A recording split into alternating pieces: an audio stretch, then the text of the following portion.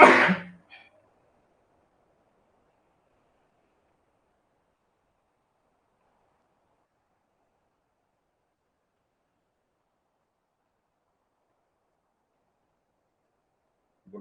morning, everyone. Good morning. Everything is fine? Okay, yes. So I welcome you on the filler form here. How are you, student? How did you celebrate your Independence Day? You celebrated your Independence Day? Okay, good morning. Okay, so once again, I welcome you. And these are our, you can say, our career oriented platform filler form. Okay, ठीक है चलिए तो without getting delay, let's start the class today. So student, sometime है ना, sometime I will change the time. ठीक है. Okay, see. So student, this is my formal introduction. As you know, yesterday we celebrated Independence Day, and I would like to say you. I hope you have made your vision clear that you have to clear UGC NET JRF anyhow. है ना, आपने अपना decision निर्णय जरूर बनाया होगा कि मुझे यूजीसी नेट जेआरएफ करना है और स्वतंत्रता दिवस के उपलक्ष्य में आपने ये लक्ष्य निर्धारित किया होगा, मैं ऐसी उम्मीद करता हूँ. ठीक है. सो एडमिशन हमारे ओपन है, पहले पेपर दोनों पेपर के लिए. देखिए ये एकमात्र ऐसा इंस्टीट्यूशन है जहाँ पे ये प्लेटफॉर्म है जहाँ पे आपको केवल और केवल यूजीसी नेट की पढ़ाई करवाई जाती है ना. ऐसा नहीं है कि आपको बहुत सारी चीजें आपको मिल रही है यहाँ पर. Is our platform is totally focused on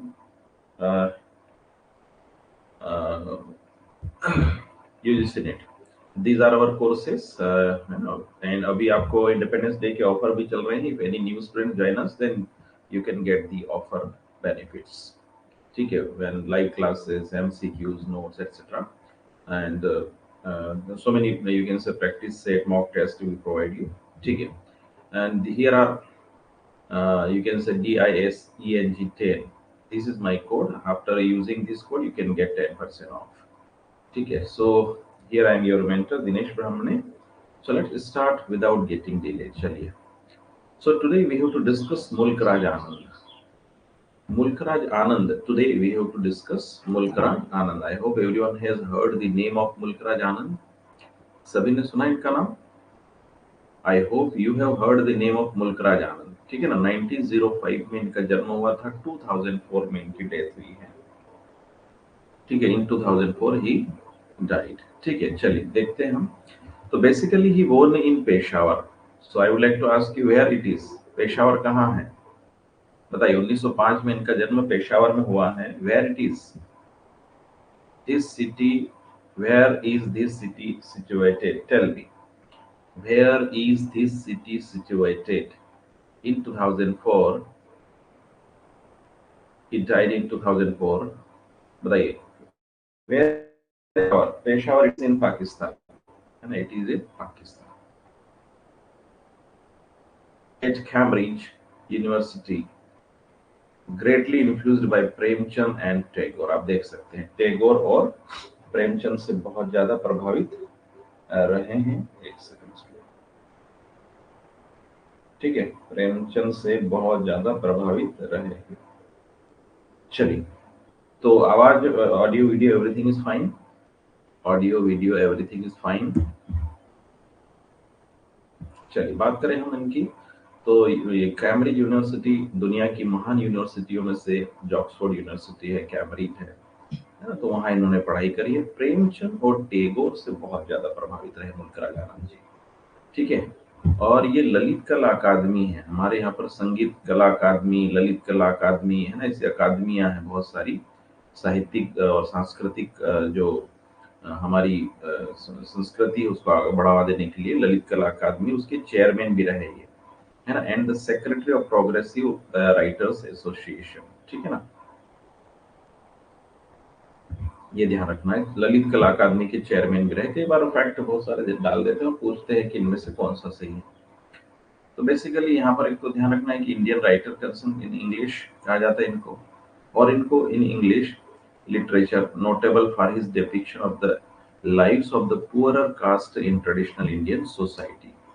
मुल्क राज आनंद की खास बात यह है कि इन्होंने भारतीय समाज के, यानी जो परंपरागत भारतीय समाज है, उसमें जो पुअर कास्ट है, लोअर कास्ट है, या जो बैकवर्ड क्लासेस है, उनको जो है इन्होंने अपने साहित्य में स्थान दिया है। उनकी सिचुएशन को उजागर करने का प्रयास किया है। जैसे हमारे समाज में जो कास्ट है, कास्टिज्म है या अनटचेबिलिटी है, इनका वर्क भी हम देखें, आगे देखेंगे।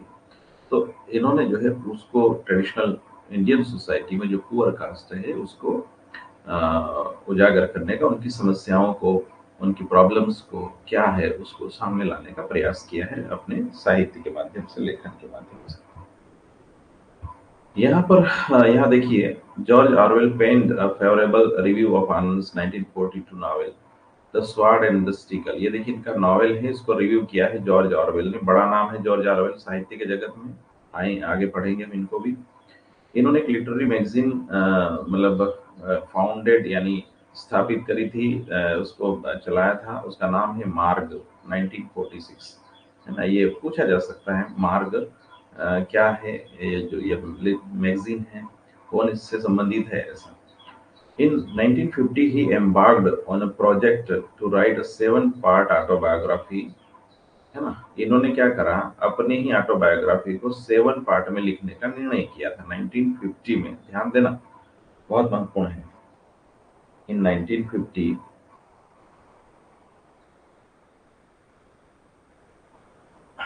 1950, है ना। तो यहाँ पर आप देख सकते हैं उनका पहला पार्ट जो आया था वो था मॉर्निंग फेस।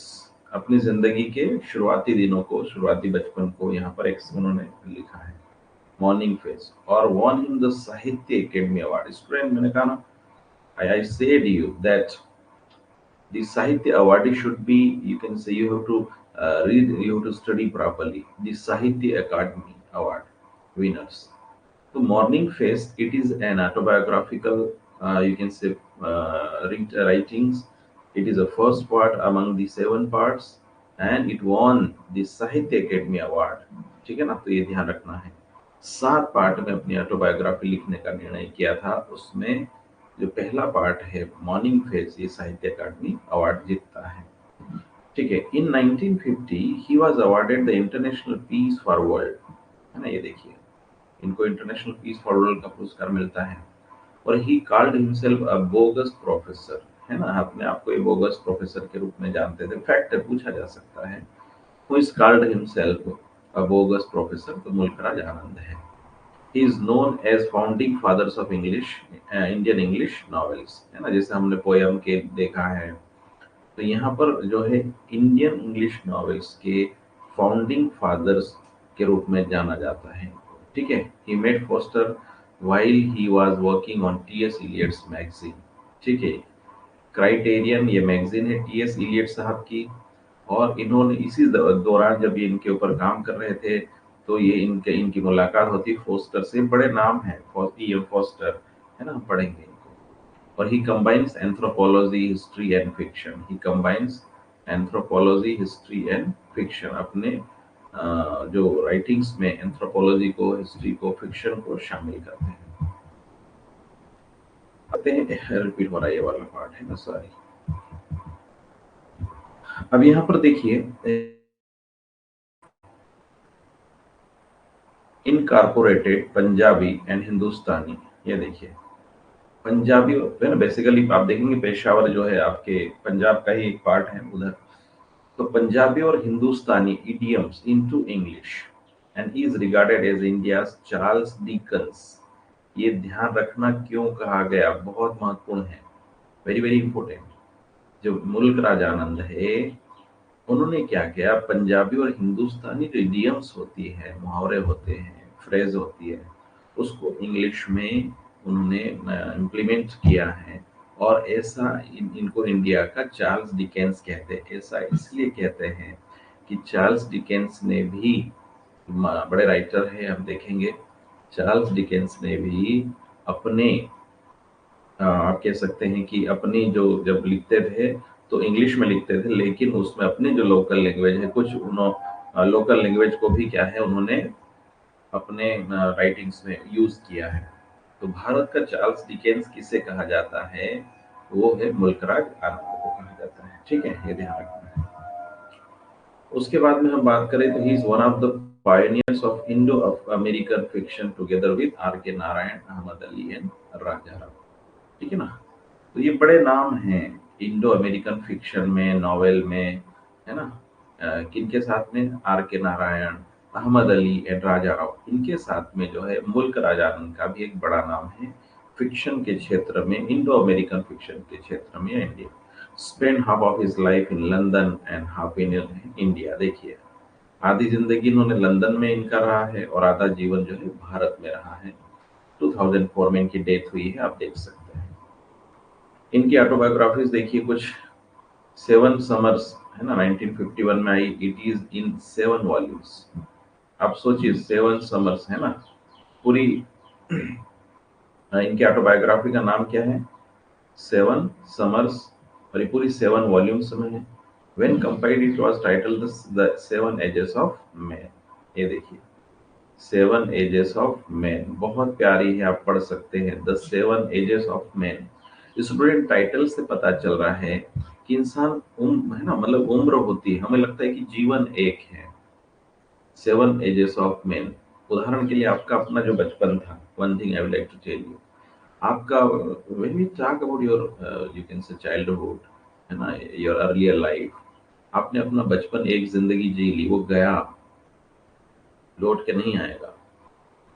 आपने अभी मतलब आप बहुत सारे, हम लोग 1 से 10 साल है ना, शुरू से आप 0 से लगा के 4 से 5 साल तक की जिंदगी, 5 से लगा के 10 साल तक की जिंदगी, या 5 से लगा के 15 साल तक की जिंदगी, 15 से 25 साल की तक की जिंदगी, 25 से 35 40 साल की जिंदगी।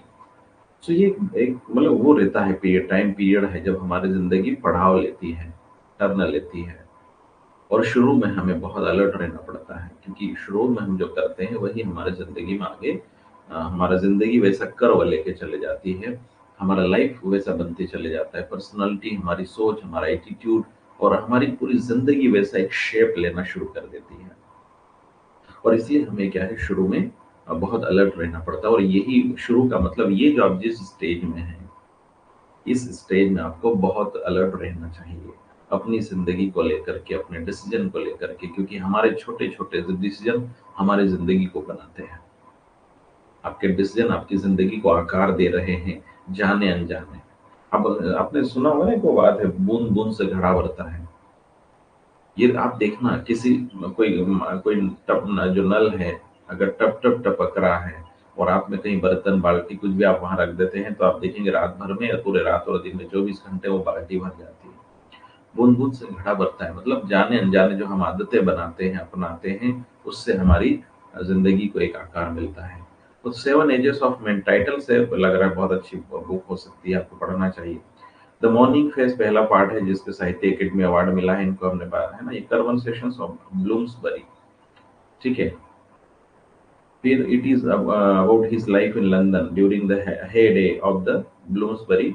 ये ब्लूम्सबरी ग्रुप है, और ये अपनी जो आधा जीवन जिसे उन्होंने लंदन में बिताया, आधा जो है इंडिया में, तो उस समय की बात है ये, है ना। अब इनका सबसे बड़ा जो वर्क है today which we will discuss, that is untouchable. इनका सबसे बड़ा जो वर्क है वो है अनटचेबल।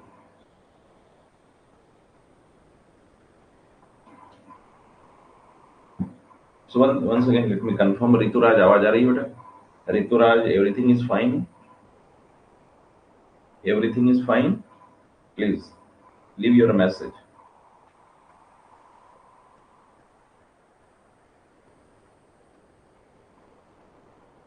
चलिए, अनटचेबल आप देखिए 1935 में। ओके, यहाँ पर देखिए नाम से जो भारत में एक आप देख सकते हैं अनटचेबल, अन है ना, एक तो टचेबल होता है और एक अनटचेबल, है ना। छुआछूत आपने सुना होगा, 1935 में आया है, हार्ट ब्रेकिंग नॉवेल है। और इसमें आपने देखा होगा कि वर्ग विशेष के लोगों को अनटचेबल के रूप में जो है एक तरीके से समाज में कहीं ना कहीं एक्सप्लॉयटेशन हुआ है, उस समाज की बात करता है। तो इस फर्स्ट मेन नॉवेल अनटचेबल, ये देखिए 1935 में आया है, was a you can say chilling expose of the day-to-day life of a member of India's untouchable caste।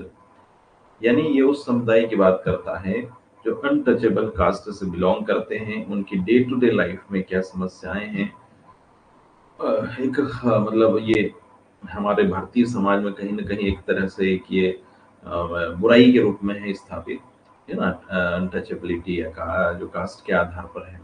तो उसको डे टू डे लाइफ उस पर्टिकुलर वर्ग के लोग क्या समस्याओं का सामना करते हैं, उसको जो है इस नॉवेल में उन्होंने बताने का एक कैरेक्टर के माध्यम से प्रयास किया है। ठीक है ना, आइए देखेंगे क्या है, थोड़ा सा ब्रीफ कर देता हूं मैं, क्योंकि आजकल क्या हो रहा है कि जो क्वेश्चन आ रहे हैं वो आपके मेजर वर्क जो होता है, नॉवेल है, फिक्शन है, पोएट्री है, उसके अंदर से भी कैरेक्टर को लेकर, थीम को लेकर, है ना, क्वेश्चन पूछे जा रहे हैं। And that is why I am trying to explain the major novel, I am trying to summarise, I am trying to give the major key points, main points of the major novel and work of the particular writer. ऐसा नो, ठीक है, हम इसका text to text पढ़ने में तो हमें समय लगेगा, ये आपको पढ़ना चाहिए, लेकिन इसके जो मेजर कॉन्सेप्ट है, फैक्ट है ना, उसको मैं आपको बता रहा हूँ। ठीक है, तो आइए चर्चा करते हैं अनटचेबल जो नॉवेल है उसके बारे में, क्या थी इसकी। तो अनटचेबल जो नॉवेल है, ये देखिए, it begins with scene of public latrine, dirty bazaar lanes, alleys and gutters. आप देख सकते हैं, है ना, ये पर्टिकुलर वर्ग के लोग जो होते हैं, आप देखते हैं ये जो गंदगी होती है नालियों में, गटर्स में, उसकी सफाई करते हैं, मेला होते हैं सिर के ऊपर, है ना। तो उसके वहां से ये शुरू होती है ये कहानी। अब यहाँ पर क्या है, it brought name and fame to him, it brought name and fame to him. इस यहाँ पर ऐसा इसलिए कहा जा रहा है कि पर्टिकुलर जो समाज है वो इससे जुड़ा हुआ है। Bakha the hero belongs to downtrodden race. अब यहाँ पर जो मेन कैरेक्टर कौन है, वो है भाका। ये भाका, ये जरूर याद रखना, पूछा जा सकता है सिंपल, भाका किस नॉवेल का कैरेक्टर है, किसके नॉवेल का कैरेक्टर है। तो भाका जो है डाउन ट्रोडन रेस, यानी जो बैकवर्ड क्लास है, कास्ट है, उससे बिलोंग करता है ना, ध्यान रखना। इसमें क्या है, the introduction of untouchable is written by E M Forster, है ना, इनके द्वारा लिखा गया है। फॉस्टर ने लिखा है, अवॉइडिंग रेट्रिक एंड सरकम, ये देखिए, circumlocution, it has gone straight to the heart of its subject and purified. Avoiding rhetoric and circumlocution, it has gone straight to the heart of its subject and purified it। M Forster साहब कहते हैं untouchable novel के बारे में, वो कहते हैं कि बहुत जो शब्दों का या अलंकारिक, है ना, स्वरूप देने की बजाय उसको अवॉइड अगर कर दे, तो यहाँ पर वो कहते हैं कि इसका जो सब्जेक्ट है ना, वो क्या हमारे सीधे हृदय को छूता है, और वास्तव में है भी, सेंसिटिव है। ठीक है ना, सैन का कहना है। This novel was inspired by his aunt's experience. देखिए ये भी क्या है, ऑटो मतलब कहीं ये नॉवेल जो है उनकी जो, उनकी आंटी का जो एक्सपीरियंस है, यानी when she had a meal with a Muslim woman and was treated as an outcast by his family. ये जो है मुल्क राज आनंद जी की आंटी थी, है ना, उनके साथ में कुछ ऐसा अनटचेबल वाला बिहेवियर हुआ। तो उसको देखने के बाद में उससे प्रेरित है। क्या हो रहा था कि एक बार उनकी जो आंटी है वो बताती है कि एक मुस्लिम महिला के साथ में भोजन कर रही थी, ठीक है ना, had a meal with Muslim women, और वो जो महिला थी वो क्या है, उसको आउटकास्ट बाय हिज फैमिली, यानी एक तरीके से अनटचेबल के रूप में उसके साथ बिहेव कर रही थी। अब यहाँ पर देखिए, depicts a day in the life of, है ना, बाका, a young sweeper who is untouchable due to his work of cleaning latrines। अब ये बात केवल महिला की नहीं है, पूरे परिवार की, सबका अलग अलग अनुभव है। सेम भाका क्या है, अभी बहुत ज्यादा अनुभव नहीं है। जो पुराने लोग हैं, जो उम्र दराज हो गए हैं इस पर्टिकुलर कास्ट के, उनको अनुभव है, उनको आदत है। ठीक है ना, ऊपर से पानी दे रहे हैं, अलग से दूर से ही कोई भी खाना दे रहे तो दूर से दे रहे, छाव नहीं पड़ना चाहिए, बहुत सारी बातें। भाका यहाँ पर क्या, अभी बच्चा है, यंग स्वीपर है। स्वीपर का मतलब आपने देखा होगा, सफाई करते हैं सुबह सुबह, है ना। कई बार है ना। अब खैर अभी आज की तारीख में जो है स्वीपर को यानी झाड़ू लगाने वाले को बहुत बड़ा दर्जा दे दिया गया है ना। हमारे प्रधानमंत्री स्वयं झाड़ू उठाते हैं और होना भी चाहिए, है ना। काम कोई छोटा है बड़ा नहीं होता है, काम काम होता है। तो ये भाका जो है बहुत यंग स्वीपर है और वो is untouchable due to his work of cleaning latrines, यानी इनका जो कर्म है ना, इनका जो कर्म है, क्या कर्म है, जो गटर्स है, मेला ढोना है, क्लीनिंग करना है, तो उसके कारण ये अपने कर्म के कारण क्या है, उसके काम के कारण क्या, ये अनटचेबल है ना। तो उसको, उसके जीवन को, उसके यहाँ पर पूरा नॉवेल जो है ना उसके जीवन में डेपिक्स अ डे, यानी पूरी लंबी यात्रा नहीं है, एक दिन का पूरा घटनाक्रम को नॉवेल का रूप दिया है। एक दिन की पूरे घटनाक्रम को नॉवेल का रूप दिया है, उसके जीवन में उस दिन क्या क्या होता है उस बात को, और पुराना बैकग्राउंड आपने देखा है। मतलब देखिए ये थोड़ी विडंबना है ना। कितनी बड़ी विडंबना है कि जो गंदगी करता है वो श्रेष्ठ है, गंदगी साफ करने वाले को छोटा माना जाता है। ये हमारे भारतीय समाज में कुछ कुरीतियां हैं, बुराइयां हैं, जिसको आप और हम जैसे पढ़े लिखे लोगों को इसको दूर करना, अगर कहीं भी अगर आपको ऐसा लगता है, फिर से कह रहा हूँ, आपको कितनी बड़ी विडंबना है। जो गंदगी करता है, गंदगी फैलाता है, उसको श्रेष्ठ माना जाता है, और जो सफाई कर रहा है उसको छोटा माना जाता है। तो इस पर हमें ऐसी हालांकि अब ये संवैधानिक कानूनी रूप से गलत है। तो यहाँ पर आप देख सकते हैं क्या है, भाका के साथ में क्या क्या होता है, ये देखते हैं। The entire plot gives us the account of events happening in a single day in the life of भाका। पूरा आपको मैं फिर बता रहा हूँ, पूरा जो नॉवेल है, पूरा जो प्लॉट है, एग्जाम में पूछा जा सकता है कॉन्सेप्ट में, पूरी जिंदगी के बारे में नहीं है। ये भाका जो अभी यंग स्वीपर है, नया नया अभी युवा झाड़ू लगाने वाला है, उसके जीवन में पूरे दिन भर में क्या क्या होता है, उसको यहाँ पर जो है बताया गया है। क्या he doesn't like to do toilet cleaning but wants to study and be a learned man. Bakha क्या चाहता है, वो टॉयलेट क्लीनिंग और ये सब नहीं करना चाहता है। वो क्या करना चाहता है, पढ़ाई करना चाहता है। एक ज्ञानी व्यक्ति, लर्नड मैन, बुद्धिमान व्यक्ति बनना चाहता है। अब यहाँ पर क्या है, इनके पिता है लाखा। देखिए भाका और लाखा, अब देखिए Lakha is the father of Bakha, है ना। लाखा क्या है, इनके पिताश्री है। Who is a bit of antagonist in the novel, who is a bit of, थोड़ा इनका कैरेक्टर बहुत बड़ा नहीं है, छोटा बहुत कैरेक्टर है इनका, लेकिन कैरेक्टर है। और उनका प्रोफेशन भी क्या है, स्वीपर है। यानी लाखा जो है भाका के पिताश्री है, वो स्वयं भी क्या है, स्वीपर है। अब आप यहाँ देखिए, the outcast were not allowed to draw. अब देखिए यहाँ पर क्या क्या समस्याओं का सामना करना पड़ता है, कहानी आगे बढ़ती है। द आउटकास्ट यानी जो अनटचेबल लोग हैं, उनको क्या क्या, were not allowed to draw water, है ना, फ्रॉम वेल्स, कुओं से पानी नहीं निकाल सकते, इंटर टेम्पल्स, मंदिर में नहीं जा सकते, और basically touch anything as it would make anything impure and corrupt. ये किसी भी ऐसी चीज को नहीं छू सकते जिसमें जो दूसरे लोग हैं उपयोग करते हैं। क्यों? क्योंकि अनटचेबल लोग उसको हाथ लगाएंगे तो अछूत हो जाएगी, इनप्योर हो जाएगी, अपवित्र हो जाएगी। मतलब इंसान किसी चीज को छुएगा तो कोई चीज अछूत हो जाती है, अपवित्र हो जाती है ना। तो ये भारतीय समाज की कुरीति बहुत बड़ी कुरीति थी, अभी भी कहीं कहीं पर आपको दिखाई दे देगा। In the end of the novel यहाँ पर क्या हो रहा है, Anand present three answers to the, ये देखिए, माल प्रैक्टिसेस ऑफ अनटचेबिलिटी, है ना। तो तीन आंसर देते हैं लास्ट में। तो इस तरीके से ये पूरा नॉवेल, मतलब एक जो पुअरर कास्ट है, जो लोअर कास्ट है, उसको जो है मतलब ऐसे समाज के हिसाब से कोई लोअर कोई हायर नहीं होता मेरे according. We all are human beings. As a literature student, yes or no, agree or not? As a literature student, we all are human beings, and we don't think that he is higher, we are, है ना, he is lower. We don't think, I don't think so like that. We all are equal as a human being, and we must respect with each other. We must respect each other. So यहाँ पर अमोल राज आनंद, ये सारी basically बहुत छोटा है, novel पूरा है। आप सोच सकते हैं, you should study what happens with भाका। भाका मेन कैरेक्टर है, उनके पिताजी लाखा है, ठीक है। तो यहाँ पर क्या है, देखिए, मैं थोड़ा सा यहाँ पर ये कुछ इसको मैं आपको डिटेल में थोड़ा सा और कहानी बताऊंगा, क्या कहानी है ना।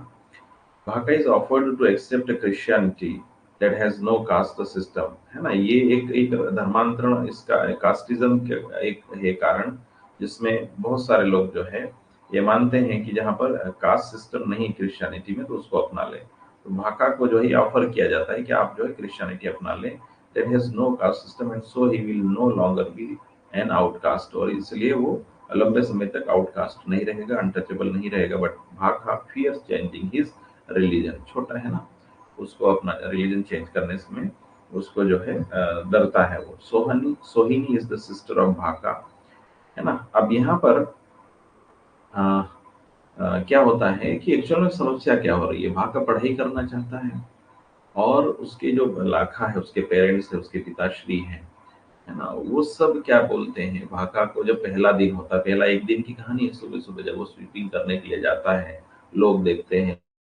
तो भी आपको पढ़ना चाहता है। तो लेकिन जो मुझे कुछ और काम करना, ये नहीं करना है, I want to do something different. तो यहाँ पर जो है जो लाखा है भाका के पिताश्री, वो कहते हैं कि ये हमारा ट्रेडिशनल है, ये हमारा पेशा है, ये हमारा है ना, शुरू से हमको मिला है, ठीक है ना। बिल्कुल पूछते हैं, है ना। तो ये इसको हम बदल नहीं सकते हैं, और आप देख सकते हैं बहुत सारे जो वर्क है वो ट्रेडिशनली चला आ रहा है। तो लेकिन भाका ऐसा नहीं सोचता, वो जो है अपने ट्रेडिशन से, अपने अनटचेबल जो है उससे वो जो है वो क्या बोलते हैं, उसको मानता नहीं है। तो भाका यहाँ पर अपनी पोजीशन, अपने उसको चेंज करना चाहता है, ठीक है। तो इस तरीके से भाका की पूरे जीवन की वो किस तरीके से समस्याओं का सामना करना पड़ता है, और डे टू डे लाइफ में उसकी आंटी, उसकी मम्मी, उसके पिताजी क्या क्या समस्याओं का सामना करना पड़ता है, उससे वो तो पीड़ित होता है ना। आप पढ़ सकते हैं। फिर या सोहिनी एक कैरेक्टर है, उनकी सिस्टर है ना, वो भी जाती है, आप देख सकते हैं, क्लीनिंग के लिए, टॉयलेट क्लीनिंग और ये सब करने के लिए। यहाँ पर थोड़ा सा एंडिंग में, कंक्लूजन में ये बताया गया है कि महात्मा गांधी उस गांव में आते हैं। Mahatma Gandhi comes to the village and educates everyone on untouchability, लोगों को अवेयर करते हैं।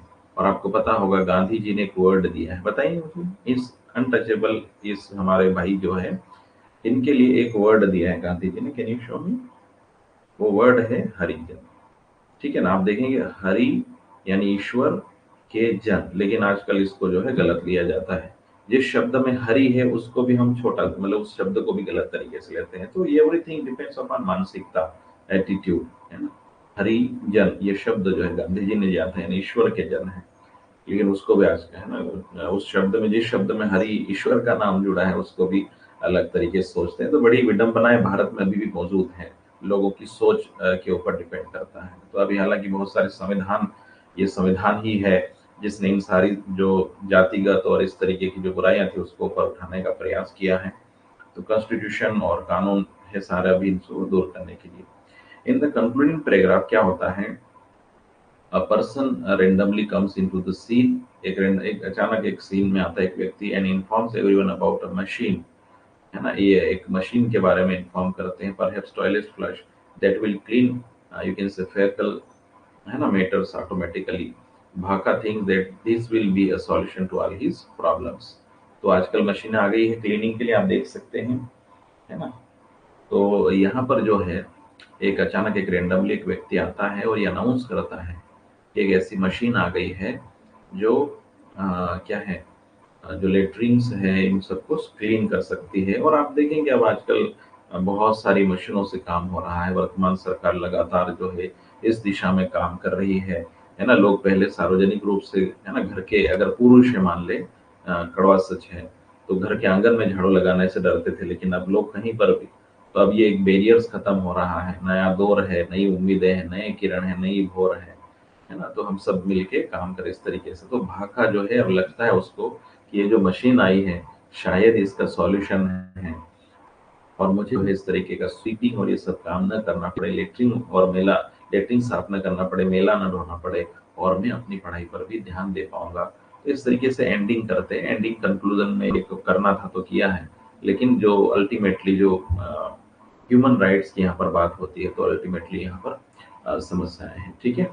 तो ये हमने चर्चा की है मुल्कराज आलम के अनटचेबिलिटी की, इसको जरूर आप एक बार देखें। और है ना, ड्यू टू बीच बीच में ऐसी एक दो क्लास मेरी आधे घंटे की या हाफ एन आवर की रहेगी, है ना, और बाद में हम धीरे धीरे समय भी बढ़ाएंगे। तो आज के लिए थोड़ा सा इतना काफी है। एक बार फिर से मैं आपको थोड़ा सा रिवीजन में ले चलता हूँ। रिवीजन करना है स्टूडेंट, आप लोग रिवीजन जरूर करें, है ना। 2-3 राइटर्स का हम रिवीजन कर लेते हैं। चलिए देखते हैं, मैं आपको बताता हूँ। ये देखिए, हमने पिछला जो हमने किया था, है ना, आप देखिए आर के नारायण साहब को पढ़ा था हमने, है ना। ऋषि बंकिम चंद्र चटर्जी को हमने पढ़ा है ना। देखिए वंदे मातरम आनंद मठ में लिखा गया है इनका, आपने देखा है ना। बंगाली फिक्शन के फादर कहा जाता है। दुर्गेश नंदिनी, कपाल कुंडला, मृणालिनी, ये सब वर्क है ऋषि बंकिम चंद्र चटर्जी के। आनंद मठ के बारे में हमने भुखमरी जो बंगाल में हुई थी उसको लेकर के हैं। वंदे मातरम गीत इसी में है, नेशनल सॉन्ग बन गया था उस समय के जो हमारे स्वतंत्रता सेनानी थे वो, है ना, गाया करते थे। सन्यासी रिवोल्ट पर बेस्ड है ये, 1773 में हुआ था। आनंद मठ में महेंद्र कैरेक्टर है जो कि जमींदार है। महात्मा सत्यानंद है जो फाउंडर है, मेन गुरु है। भवन है ना। ये ठीक है, भुवन होगा, ये भुवन लिख दिया देखेंगे इसको, है ना। उसके बाद में जीवान है और फिर शांति है। शांति का नाम जरूर याद रखेंगे आप, कैरेक्टर है ये आनंद मठ की, है ना, वो मेन कैरेक्टर है, इसलिए ध्यान रखना है। द पॉइजन ट्री को नॉवेल आया था इनका। उसके बाद में आर के नारायण की बात करी थी, तो आर के वर्ड का पूरा नाम देखा था हमने, ऋषिपुरम। ये इनके विलेज का नाम है। और के क्या है, कृष्णा स्वामी है पूरा नाम। कृष्णा स्वामी इनके फादर का नाम है। ऋषिपुरम कृष्णा स्वामी अय्यर नारायण स्वामी। और इंडियन राइटर है, और इनका एक फिक्शनल टाउन है मालगुडी, है ना। तो ये आपको जरूर ध्यान रखना है, ठीक है। यहाँ पर आप देख सकते हैं इनको साहित्य अकेडमी अवार्ड मिला है द गाइड के लिए 1960 में। पद्म विभूषण मिला 1964 में। पद्म विभूषण मिला 2000 में। राज्यसभा सांसद भी रहे ये, और अनेकों मेडल जीते हैं। मालगुडी जो है इमेजिनरी टाउन है, जो अधिकतर आपको इनको मिल जाएगा। गाइड के कुछ कैरेक्टर जैसे स्वामी है, मार्गरैया है, राजू, रोजी, है ना, ये सब है, ये आपको ध्यान रखना। आर के नारायण आप देख सकते हैं 3 जो ट्रायोलॉजी है ना, भारत के ट्रायोलॉजी पूछे जाते हैं। ट्रायोलॉजी में कौन कौन है, आर के नारायण, मुल्क राजा आनंद और राजा राव। तो हमने 2 देख लिए उसमें से, आर के नारायण और मुल्क राजा आनंद। और राजा राव ये बड़े कैरेक्टर है, बड़े नॉवेलिस्ट हैं, इनको हम, ठीक है। I will inform you Pooja, I will inform you about the daily classes time, है ना। आई विल इन्फॉर्म यू, ठीक है। ये स्वामी एंड फ्रेंड्स इनका जो डेब्यूट नॉवेल है। ग्राहम ग्रीन इनके मेंटर भी है और इनको पब्लिश करने में मदद करी है। इनकी बायोग्राफी, 3 बायोग्राफी, जिनको इनकी बायोग्राफी को भी ट्रायोलॉजी कहा जाता है। Swami and friends, the bachelor of art, the English teacher, ठीक है ना। तो ये सारा जो है आपको याद रखना है, इनके ये वर्क है, आपको ध्यान रखना है, ठीक है। तो आज के लिए इतना काफी है। थैंक यू वेरी मच, मिलते हैं, है ना। ठीक है, आज के लिए इतना काफी है, ठीक है। इसको आप रिवीजन करें बेटा। रिवीजन जितना करोगे उतना आपका अच्छा रहेगा। रिवीजन इज डिवीजन, ठीक है ना। चलिए, थैंक यू वेरी मच। चलो मिलते हैं।